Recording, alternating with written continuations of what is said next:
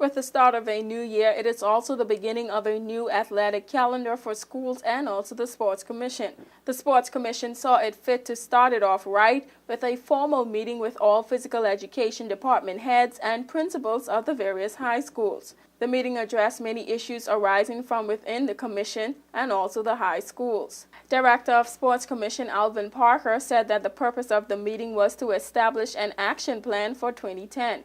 Today we're having our meeting with the Sports Commission and the high schools principals and PE teachers meeting to discuss sports and the way forward in this area.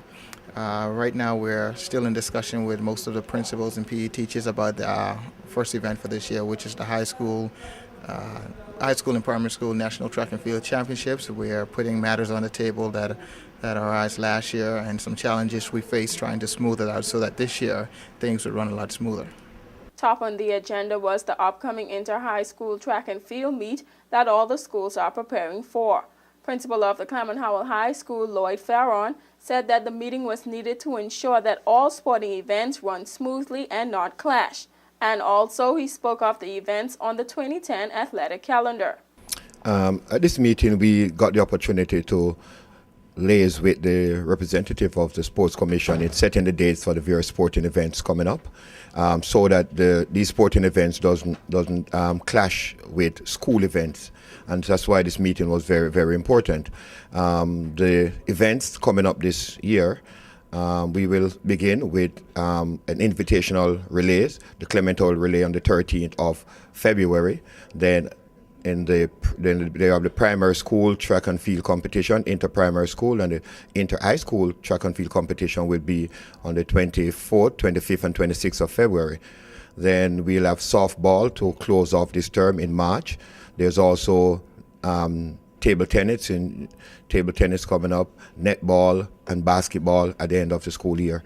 So this year the sporting events are going to be very, very competitive among the various schools. The Family Islands were also present and were glad that improvements are being made that will cater to their needs as smaller schools. Physical education teacher and coach at the Raymond Gardner High School, Donovan Garvey, stated that the changes were very necessary.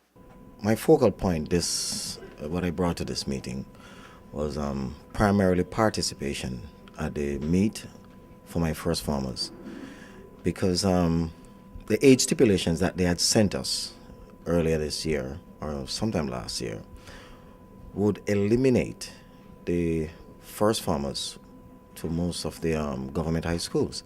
However, I'm happy to say that the other schools agreed, because I just realized even some of the private schools are having a similar problem. We're having first formers being, of that age group. So, that is really a plus, and I'm really happy that came out and that is taken care of. However, with such a small student population, Garvey said that he is glad that the Sports Commission is trying to create a fair, competitive environment. It's futile to try and beat a school that has over 1,100 students. It's very difficult. Although the Sports Commission is trying their best, I must commend Miss Judith and Mr. Parker.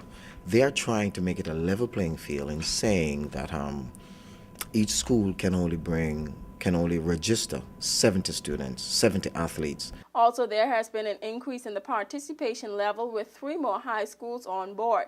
There is a high expectation for the level of the competition to increase, but the general consensus was that of an increase in quality more than quantity. Parker said that the Sports Commission is very optimistic for the 2010 meet and that preparations are progressing well, as they have already secured the more important aspects on their to-do list.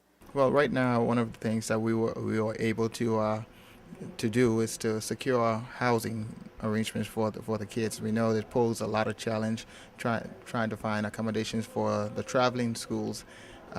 We've had that in Count Creek, and also the facility that we have for those kids makes it easier and less expensive for us to provide meals and also transportation. So those 3 right now, we pretty much have Count Creek on.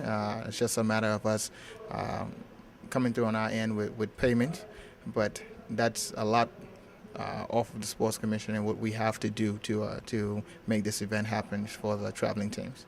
For WIV4 Sports, I'm Tiana Thomas.